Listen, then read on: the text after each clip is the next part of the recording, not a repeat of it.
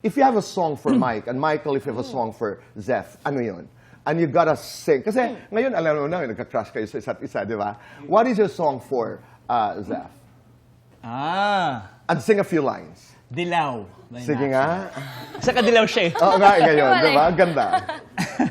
Alam mo bang munti ka nang sumukong puso ko sa paulit-ulit na pagkakataon na nasaktan ang nabi ko. Hanggang doon lang. Ganda. Kasi may meaning yun, Tito Boy. Ganda, oo. Ilang beses siya nag-try. It really relates to... The reason why I sang that song, it relates to her and her character.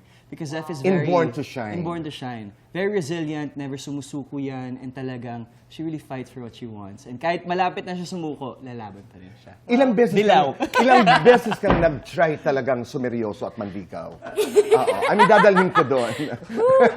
May U-turn slot po kayo palagi, Tito Boy. Lagi mo.